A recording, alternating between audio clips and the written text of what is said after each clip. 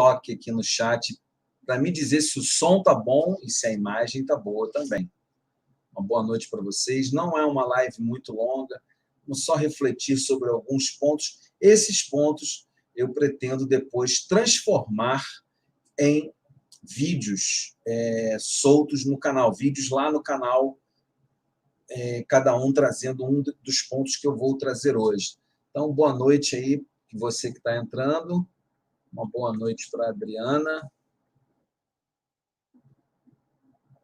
E ela está me dizendo que o som e a imagem estão ok. Então, muito obrigado aí. E você que está para assistir depois, seja muito bem-vindo também ao nosso canal Espiritualidade Urgente.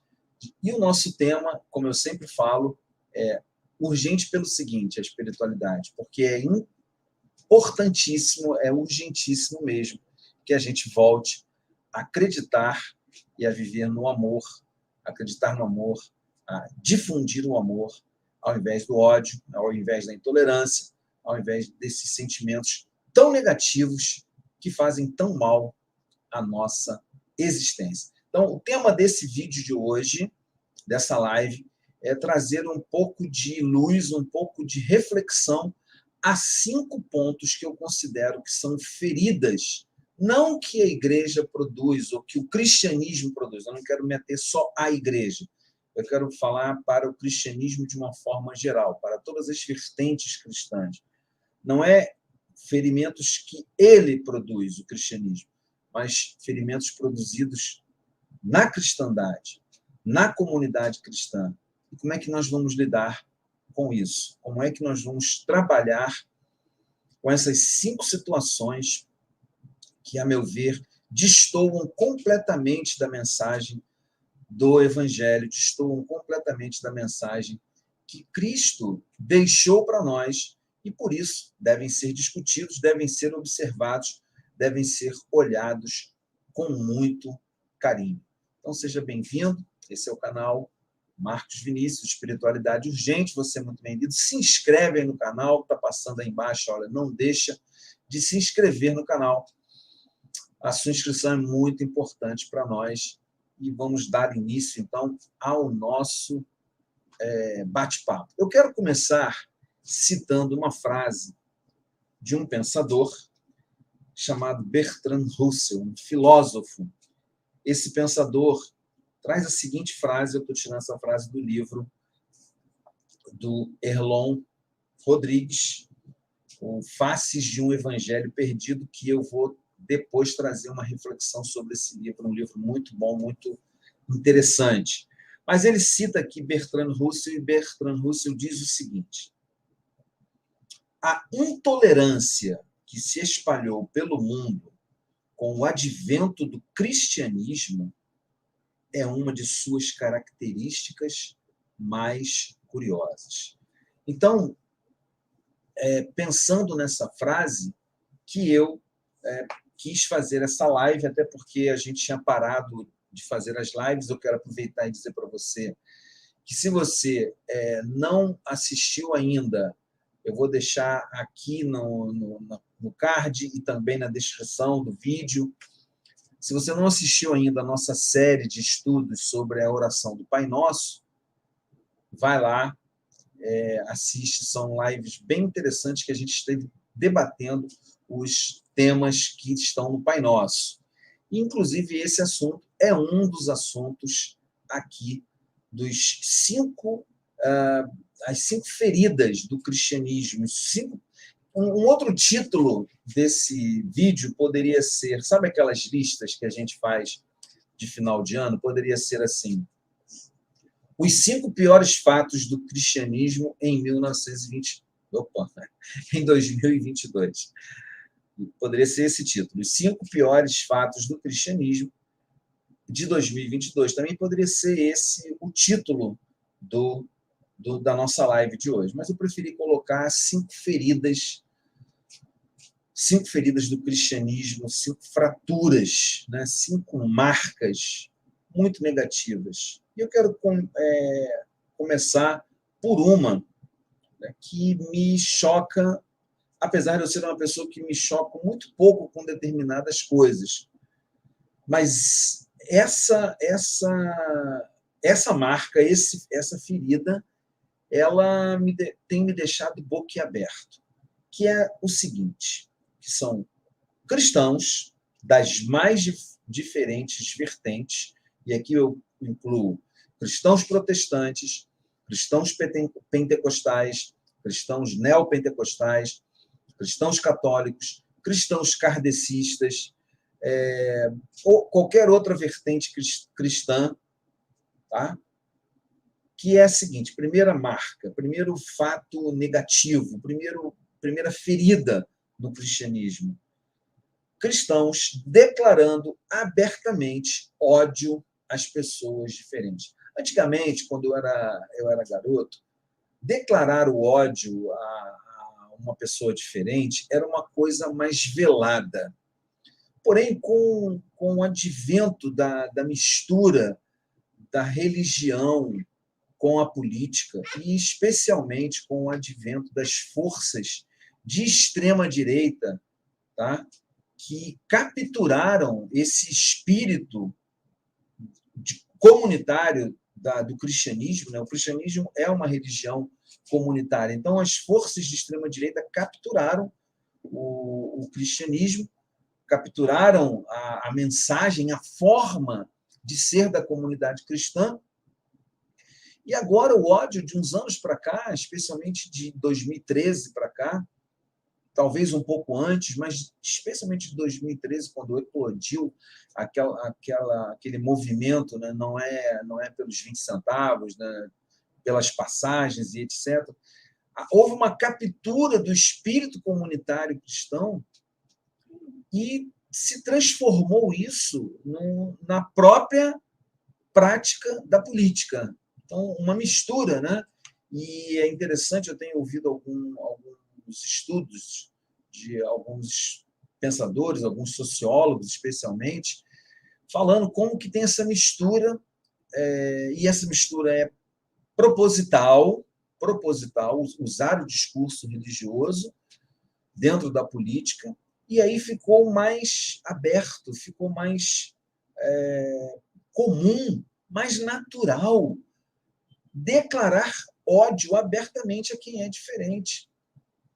Eu me lembro que, quando eu era garoto, acabei de fazer 61 anos, eu me lembro que, quando eu tinha lá meus 13, 14, 15 anos, a gente tinha alguns mitos dentro da igreja, a que eu pertencia, à Igreja Batista. Então, tínhamos alguns mitos, tipo pessoas divorciadas, homossexuais. Então, tinha algumas situações, aquelas pessoas diferentes, né, os chamados macumbeiros. Hoje em dia, esse termo está até em desuso, é um termo absurdo. E até alguns dizem assim, está vendo? É macumba, não existe boa cumba. Mas era uma coisa velada, um pouco mais assim dentro da própria comunidade. Agora não, está aberto, escancarado. Com o advento, então, da rede social, o ódio ao diferente praticado por cristãos, ou seja, por aqueles que não deveriam praticar o ódio, ficou claro. Podemos ver, por exemplo, pastores de púlpito, isso gravado, expulsando de suas igrejas pessoas que votaram na esquerda, que votaram no Lula, ou que não votaram no Bolsonaro. Não importava nem se votou no Lula. Não votou no Bolsonaro, não votou no Deus de pé de barro, né, porque é o que ele é, um Deus de pé de barro. Não importava. Sendo expulsos das suas congregações. Padres que sempre falaram, padres que sempre manifestaram preocupação com a fome, por exemplo, com os mais desfavorecidos, como o padre Júlio Lancelotti, e outros padres sendo agredidos dentro das missas, com gritos, com xingamento, com ódio. Então, essa primeira ferida no corpo do cristianismo, o ódio ao diferente, agora sendo declarado abertamente, não há mais vergonha de uma pessoa que se diz cristã de declarar o ódio. Não há mais vergonha, não há mais pudor algum, não há mais pudor algum dessas pessoas dizerem: eu odeio. Nesse final de semana, eu recebi um relato de uma pessoa que ela foi proibida, ela e a família, de participarem da ceia na igreja em que ela frequenta. A ceia, no catolicismo, é a Eucaristia, né? Porque votaram em candidatos da esquerda. Então, o ódio ao diferente sendo normalizado dentro do cristianismo, simplesmente porque é diferente, simplesmente porque não é igual, simplesmente porque, sabe? Então, é algo assim que eu não consigo entender, sinceramente, dentro da minha pouca experiência, dentro da minha pouca vivência, né? Eu não consigo entender que seja tão normal assim que aqueles que seguem o homem que ensinou, o mestre que ensinou o amor, preguem o ódio agora com toda facilidade. Né? Vamos para o segundo aspecto, um dos 5 piores fatos cristãos de 2022, ou uma das 5 feridas do cristianismo que eu tenho visto aí nos últimos anos, e especialmente em 2022. A oração. A oração. Eu já tinha lido sobre oração, já fiz estudos sobre oração, já ensinei um pouco sobre oração, preciso aprender mais sobre a oração, cada vez mais. Inclusive, sempre cito aqui este livro, né, e vou deixar o link para você, se você quiser adquirir, O Curador Ferido, que é um livro que nos ensina como a nossa oração, como a nossa prática pode trazer cura para as pessoas. Vou deixar o link aí para você depois. E ele ensina uma parábola muito interessante nesse livro, quando ele fala que alguém procurou o rabino da cidade e perguntou: Rabi, onde está o Messias? E o Rabi diz assim: olha, vai lá na porta da cidade onde estão os leprosos. Aquele que você ver, que você enxergar, que você encontrar, que é o que está cuidando das suas próprias feridas com mais prontidão, é o Messias. E aí ele começa a falar sobre a oração, como que a oração é importante, como que é importante a gente estar preparado com o nosso coração em oração, com a nossa fé em oração, para que nós possamos ajudar as pessoas, para que nós possamos estar prontos para atender a demanda emocional, espiritual, a demanda da vida, da existência daquele que sofre. E aí, qual é a ferida que eu vejo na oração? A oração sendo utilizada para declarar guerra a inimigos políticos, pessoas ajoelhadas na porta de quartéis, e ali tem gente de vários credos, utilizando especialmente, por exemplo, a mais bela oração que existe nas Escrituras, que é a oração que Jesus ensinou, o Pai Nosso, para chamar Pai Nosso, mate esses inimigos, destrua esses inimigos. Então, voltando ao tempo do Antigo Testamento, voltando ao tempo da destruição, voltando ao tempo da vingança. Quando a vingança, ela não nos pertence. Ela não nos pertence. Lá no livro de Romanos, diz assim, eu vou colocar aqui para vocês. Olha, não retribuam a ninguém mal por mal. Procurem fazer o que é correto aos olhos de todos. Façam todo o possível para viver em paz com todos. Amados, nunca procurem vingar-se, mas deixem com Deus a ira. E a pessoa está lá clamando na porta do quartel: soldado, sai daí, soldado.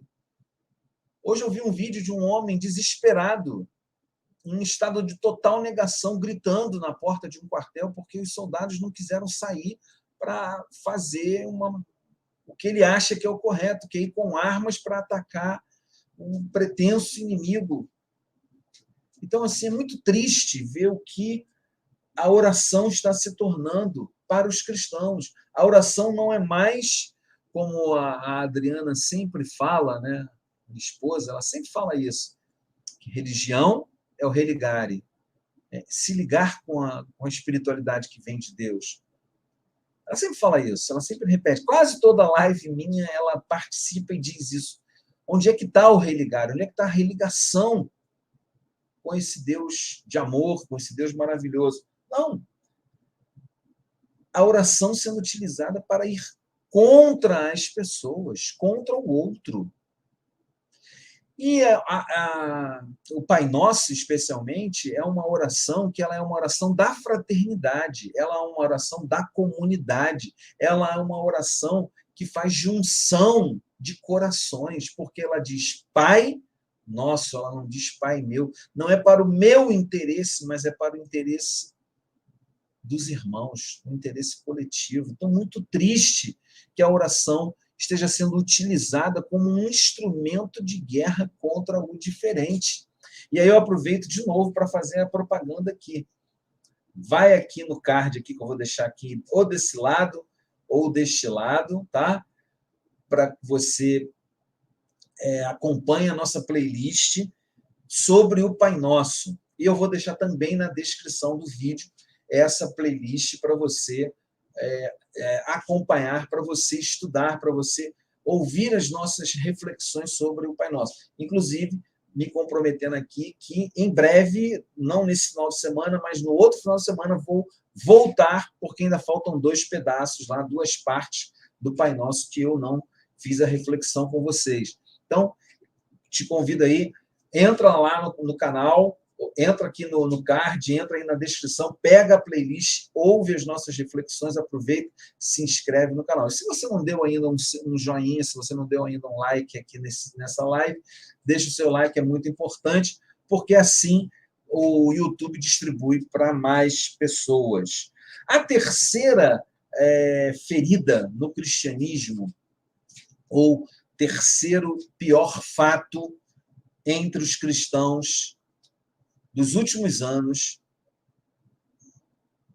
é ver crentes das mais diferentes ordens cristãs propagando fake news, propagando mentira. Gente, a mensagem de Deus, a mensagem do Evangelho é a mensagem da verdade. Inclusive muito mal utilizada aí num slogan político: conhecereis a verdade vos libertará. A verdade é Jesus, Jesus é a verdade. A mensagem de Jesus não tem nada a ver com mentira. Eu aqui aproveito para citar, inclusive tem esse vídeo aqui no meu canal, eu vou procurar, eu não lembro o título agora do vídeo, mas tem esse vídeo no canal, eu vou procurar, vou deixar na descrição aqui dessa live. Eu fiz um vídeo onde eu analiso uma pesquisa feita de forma muito séria, com mais de 2.500, mais ou menos 2.500 crentes de igrejas, aí no caso era só católicos e evangélicos, não, católicos, evangélicos e espíritas também, que utilizavam grupos de WhatsApp para se informarem das atividades, dos acontecimentos, ou até para receberem estudos de suas igrejas, de suas comunidades de fé. E essa pesquisa descobriu, sabe o quê, gente? Essa pesquisa descobriu que mais ou menos 50%, quase 50% das pessoas das igrejas sabiam que tinham recebido uma informação mentirosa dentro do grupo. Sabiam disso. E que muitas vezes essa informação mentirosa saía da liderança das suas comunidades de fé. Ponto. O mais triste dessa informação, a pesquisa se aprofundou, foi que a pesquisa descobriu que 8,5% dos usuários de grupos de WhatsApp dessas comunidades de fé pesquisadas, mais ou menos 8,5% dessas pessoas reproduziam mentiras sabendo que eram mentiras. Elas multiplicavam, elas chama-se o repostar, elas repostavam, elas propagavam de novo essa mentira. Por quê? Viés de confirmação. Porque essa mentira que elas estavam propagando tinha a ver com alguma coisa em que elas acreditavam, mesmo elas sabendo que aquele líder, que aquela pessoa estava propagando uma mentira, elas então reproduziam isso de forma bem cara de pau mesmo, sem se preocupar em saber que estavam reproduzindo mentira. E aí nós tivemos muitas mentiras sendo divulgadas agora nos últimos anos, na verdade, desde 2016, que a chamada extrema-direita capturou as redes sociais no que tange à informação política e novamente, misturando com esse discurso moralizante, esse discurso moralista da igreja, que se afasta das pautas reais do Evangelho. Eu já falei sobre isso aqui, e volta e meia eu falo, né, que as pautas do Evangelho estão em Mateus capítulo 25, quando Jesus vai julgar lá os bodes e as ovelhas. E lá não tem nenhuma pauta moralista. Lá tem visitar os enfermos, visitar os encarcerados, cuidar dos exilados, daqueles que perderam a sua terra, a sua pátria, cuidar dos pobres, cuidar dos que têm fome. São essas as pautas de Jesus. É isso que ele vai colocar na balança. Mas essa mistura desse clima religioso com a política, então, produz coisas como: olha, essas pessoas vão invadir a sua casa. Se você tiver 2 celulares, vão te tomar um celular e você vai ficar só com um. Se a sua casa tiver 2 quartos, você vai ser obrigado a colocar uma outra família dentro da sua. Absurdos. E aí começou a vir novamente dentro dos cultos religiosos, das comunidades religiosas, o fantasma do tal do comunismo. O comunismo vai te pegar, o comunismo vai te destruir. Como eu sempre brinco, nem a China mais é comunista 100%, né? A China gosta de capital, de money, né? E fica essa bobagem de comunismo. E outra mentira muito difundida são as mentiras ligadas ao sexo, que as crianças são sequestradas para o tráfico sexual, e isso eu vou falar um pouquinho mais à frente também, para tráfico sexual, e mentiras absurdas sobre isso, e que as crianças vão ser treinadas dentro das escolas a se tornarem assexuadas, ou homossexuais, ou não sexuais, e uma porção de mentiras pregadas por religiosos. Então, é um fato lamentável. E também a gente viu, especialmente agora na campanha política, né, na campanha da eleição. Vou beber um pouco d'água, tá, gente?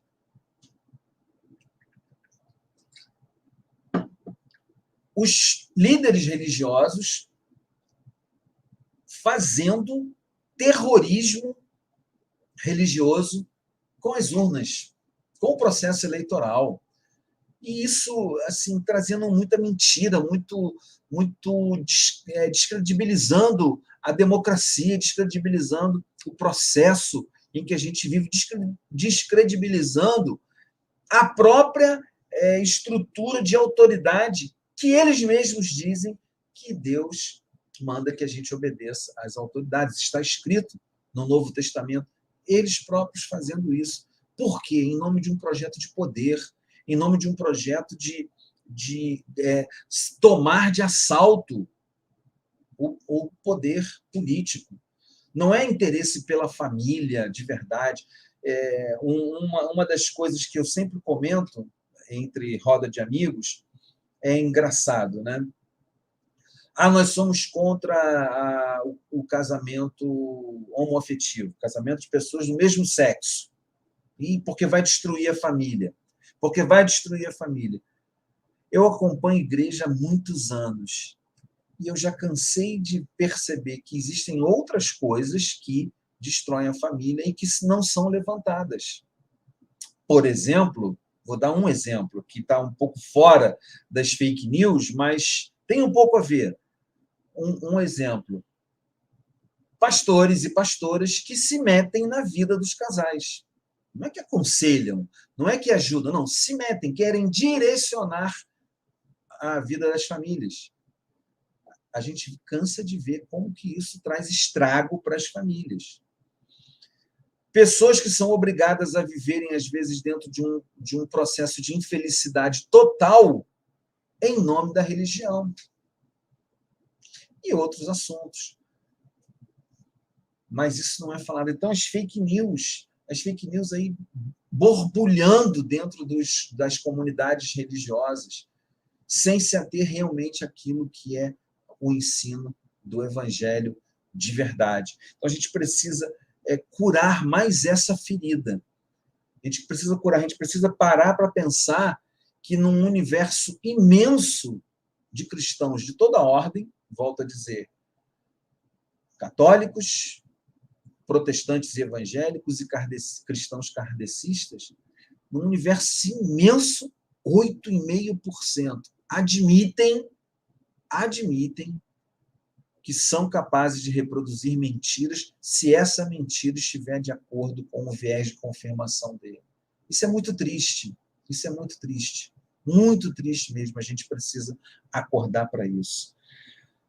O quarto pior fato entre os cristãos, e esse é bem agora 2022 mesmo, bem agora recente nesse processo aí, 21, 22, né? Processo da pandemia, processo das vacinas, processo da eleição, é bem recente esse processo, que é o silêncio seletivo para falhas graves de líderes religiosos. Vou dar um exemplo.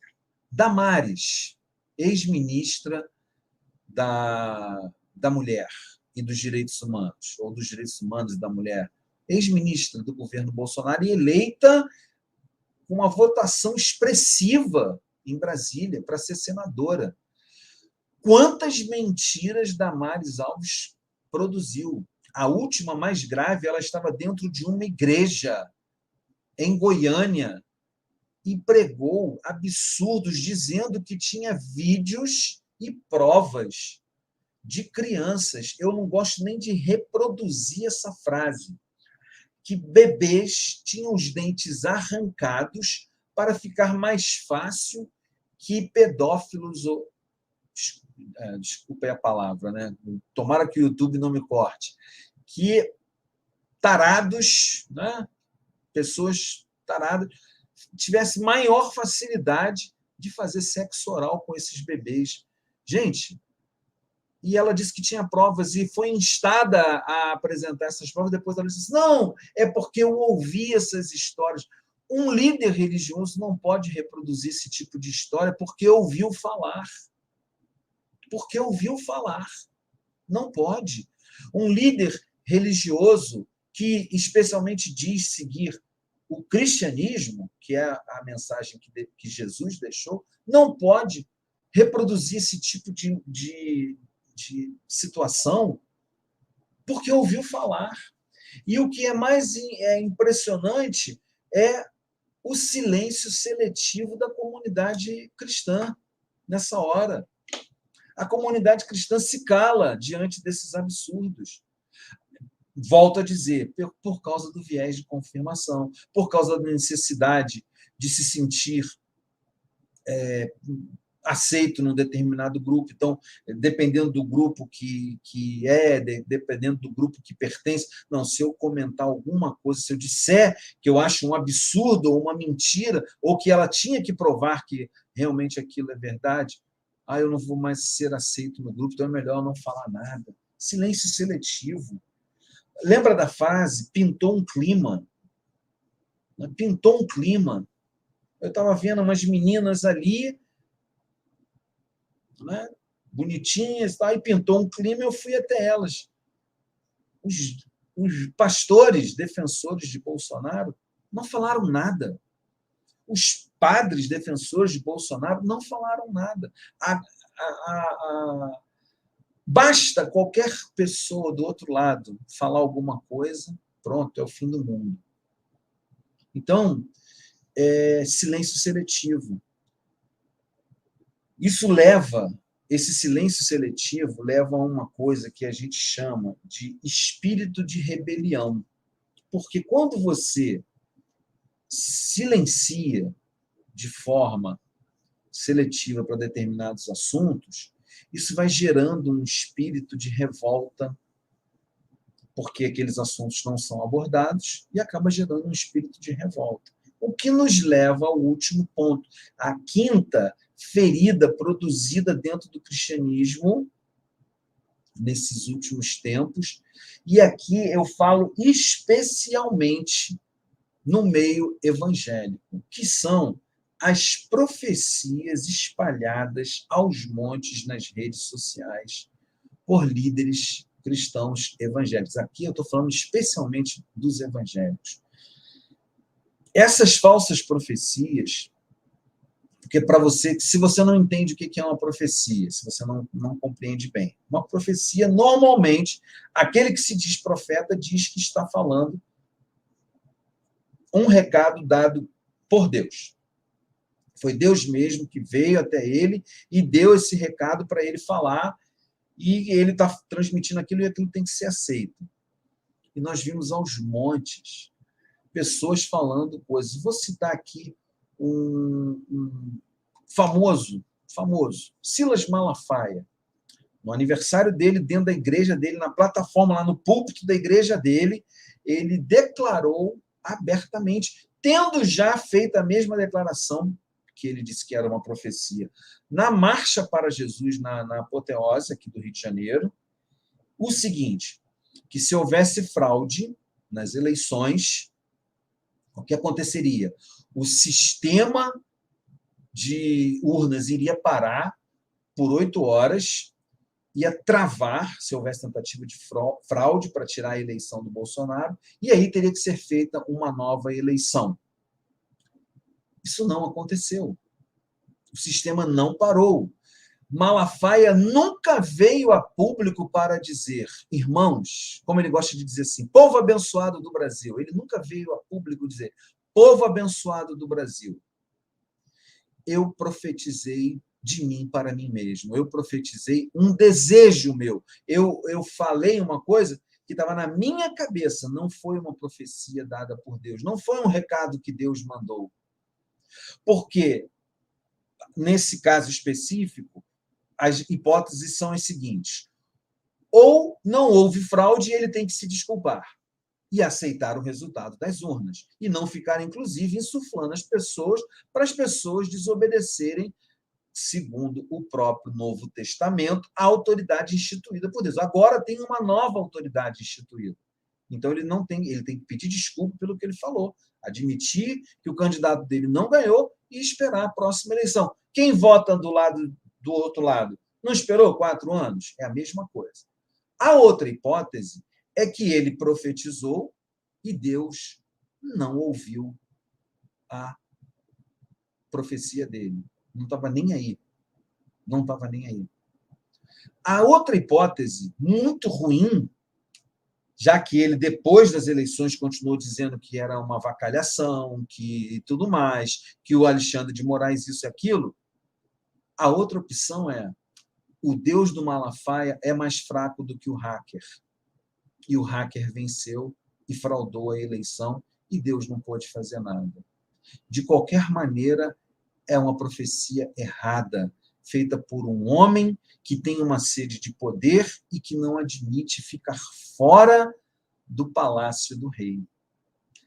Como dizem alguns cristãos muito sérios, profeta não come do manjar do rei. profeta rejeita o manjar do rei.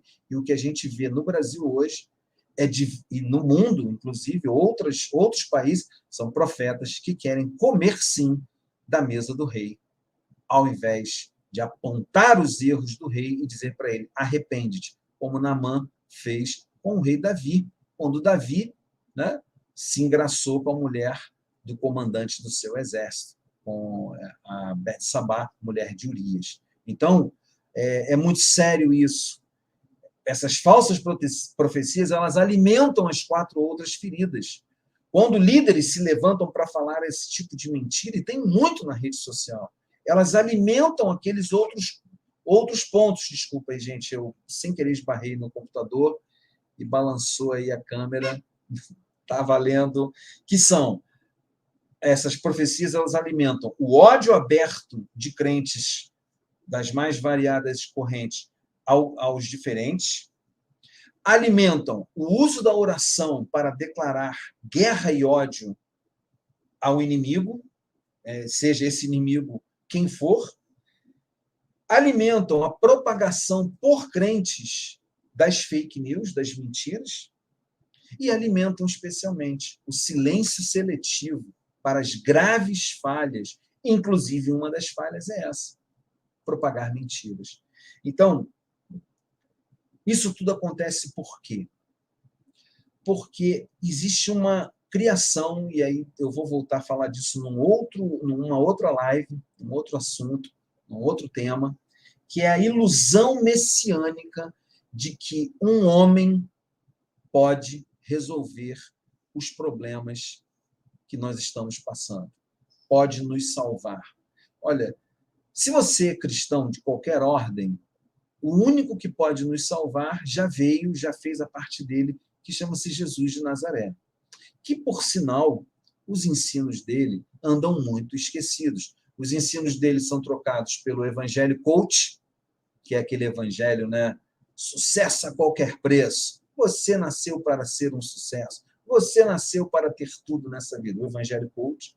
Ou é substituído por esse evangelho do ódio, o evangelho da ofensa, o evangelho da agressão, o evangelho da vingança, o evangelho do eu vou te atropelar, eu vou passar por cima de você porque você não é igual a mim.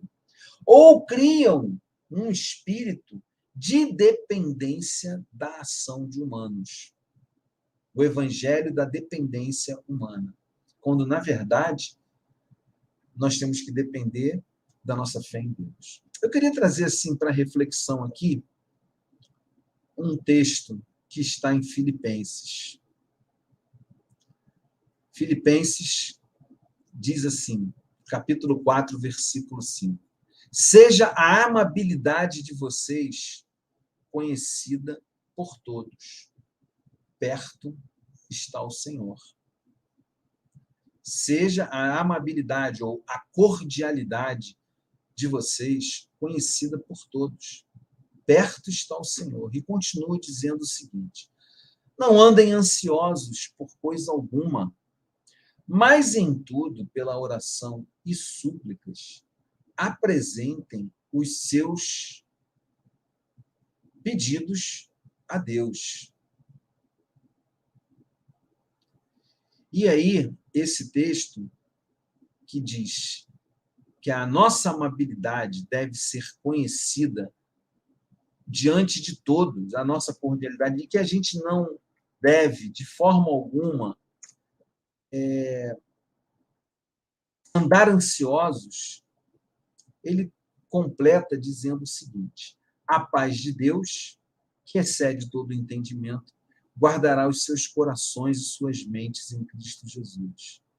Então, quando a gente esquece desse ensinamento, quando a gente esquece que o nosso chamado é para que a nossa amabilidade seja conhecida por todos, porque perto está o Senhor, quando a gente esquece, a gente parte para a guerra, confiando num homem, colocando a nossa dependência num homem, colocando o nosso coração numa esperança messiânica de que um homem vai aparecer para resolver os nossos problemas, e quando, na verdade, ele não tem capacidade para isso. A capacidade para resolver as nossas lutas está em confiar em Deus, em não andar ansioso, em apresentar as nossas orações a Deus. Porque aí a paz de Deus, que homem nenhum pode compreender, homem nenhum pode compreender a paz de Deus que está no nosso coração. Ela vai entrar no nosso coração e ela vai guardar a nossa mente. O texto continua dizendo que tudo que for verdadeiro, tudo que for nobre e tudo que for correto, seja aquilo que ocupe o nosso pensamento. E é com essa frase que eu gostaria, então, que você parasse para pensar. Tá? Tudo que for verdadeiro, nobre, correto, puro, que é amável, que é de boa fama, que é digno de louvor e excelente, é que deve ocupar o seu pensamento. Então, pare de ocupar seu pensamento com oração para o exército matar os inimigos do comunismo. Vai trabalhar, volta para sua casa, volta para sua família, cuida. Você que está na igreja e que tem ouvido mentiras, acorda. Ajuda a tua comunidade de fé a se arrepender. A se arrepender. A igreja não foi chamada, essa é uma mentira que o neopentecostalismo especialmente conta, tá? E que faz muita cabeça de muita gente. A igreja não foi chamada para exercer poder. A igreja foi chamada para exercer fé, para pregar fé. Não foi para tomar o poder. Quando a igreja, na verdade, como eu citei Bertrand Russell aqui, né, se juntou com o poder político, lá com Constantino, e por aí vai, daí é história, a igreja começou a perder o vínculo dela com a fé e começou a se tornar instrumento de manipulação das pessoas. Lembrando que, antes da existência da igreja, quando Jesus chegou entre nós, ele condenou veementemente aqueles religiosos da sua época que enganavam e manipulavam as pessoas porque eles mesmos exigiam coisas das pessoas que eles não faziam. É isso que eu quero te alertar a respeito dessas 5 feridas produzidas no cristianismo. A maior parte das vezes, os líderes que te levam a praticar esses comportamentos e que exigem de você determinados tipos de comportamento, eles mesmos não praticam. Eles pedem que você faça e você, às vezes, não entende nem por que está fazendo. Não coloque a sua esperança no messianismo humano. Coloque a sua esperança num Deus amoroso, que cuida de nós, que é bondoso, que nos faz estar em paz. Nos faz estar em paz. Eu fico olhando essas pessoas chorando nas portas dos quartéis, nas praças aí. Essas pessoas não estão em paz. O Deus do Pai Nosso, ele te coloca em paz. Então, fique em paz, ajude a sua comunidade de fé a sair desse buraco e a caminhar por um caminho melhor. Essa é a minha oração, esse é o meu desejo, que a gente possa ter um tempo mais prazeroso, que a gente possa ter um tempo mais amistoso, que a gente possa ter um tempo mais amoroso nesse mundo e assim ver coisas maravilhosas acontecendo dentro da gente e a gente podendo reproduzir essas coisas com outras pessoas. Fique bem, Deus fique com você, com a sua casa, com a sua família, que haja muita paz na sua casa, na sua família. E não promove guerra, não. Promove a paz, promove o amor. Não deixe de se inscrever no canal, não deixe de dar o seu joinha aí e não deixe de fazer um comentário. Tá legal? Seu comentário é muito importante, sua presença é muito importante. Juntos aqui no canal Espiritualidade Urgente, é urgente voltar a acreditar no amor e vamos lutar pela democracia para que a gente possa ter os nossos direitos respeitados e validados. Forte abraço, fiquem bem, até a próxima live e conheça o nosso canal aí, vai lá nos nossos vídeos.